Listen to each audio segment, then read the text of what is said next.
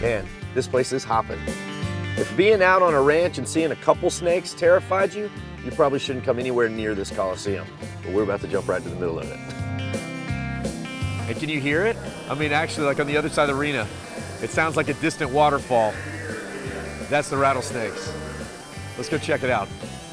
This is the largest roundup in the world, attracting more than 25,000 visitors, all here to see one thing: snakes. Lots of snakes, purchased from local wranglers who are paid by the pound. And now this event draws lots of criticism. But to the Sweetwater JCs, well, it's their chance to educate the public and give them an up-close and personal lesson on the incredible western diamondback rattlesnake. It's also the chance for the public to purchase every snaky item your slithering heart could imagine.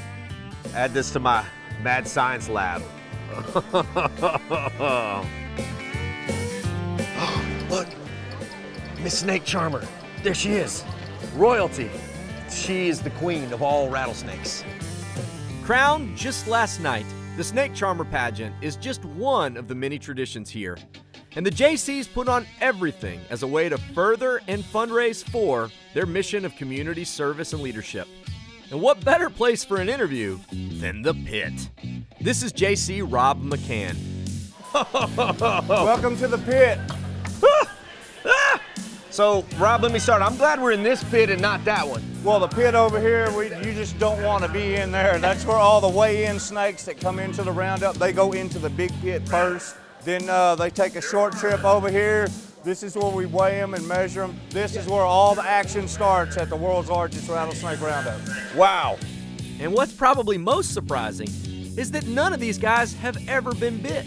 Terry's been doing this 26 plus years. I've been doing it 23 plus years.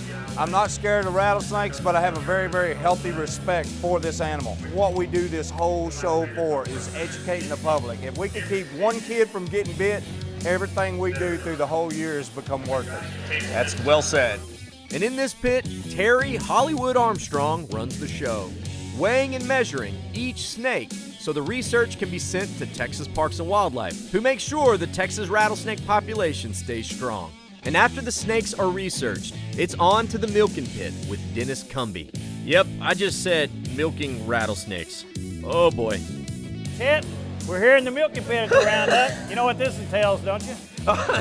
Maybe, but I'm gonna let you explain. This is where we extract the venom from the snake. All right. What we do is we're gonna take him out of the bucket over here, and we're gonna get one up here on the table and pin him, get proper grip on him, and then we'll put him on this glass funnel and we will milk him. Not the kind of milk that goes in your morning cereal. You wouldn't want to drink this one. Now, I know what you're thinking. Why in the world? But rattlesnake venom has many uses, including the creation of anti-venom. And it's used in scientific studies for everything from heart attacks to strokes. We got him, Chet. This is when you got the absolute death grip, right? That's pretty much. Okay, so his fangs retract. They fold under. He's doing that himself. Now I'm gonna give him a little help. Wow, so you're just milking those glands, pushing Glands that out. right up into here on both sides of his head, and we Woo! squeeze those glands. That looks like enough to kill a grown man. Very much so. Really? We'll average about a 1/2 milliliter per pound of snake. 1/2 milliliter. So if we do 2,000 pounds of snakes, we'll get about a liter of venom. Is that about how much you do every year? A little bit more than that. Got it. Dennis is offering to teach me how to milk venom. Now, I'm not sure when I will ever need this life skill, but okay. Anyone else nervous? You sure about this? I'm positive. Okay. Right here. Right hand, now look. Right hand. Pointer finger on top of the head right here. Get a grip, Chet.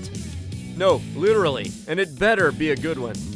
I think I got him tight enough. I think so too. All right. Oh! Holy moly! Whew!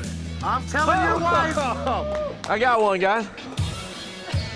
All right, now put him up here, You'd have him right there. and we're milking a snake. If your first one's the scariest, I'm terrified now, so I hope it gets better. All right, now what to do? I got a live rattlesnake on the hand. Down on the floor, both hands. Both hands. Woo! Did it. Thank you, guys, ladies and gentlemen. I'm gonna go take a moment and change my pants. Now, you may be wondering, what happens to all these snakes? Now, my job is to show you Texas, but if you have a weak stomach, you might not want to see this.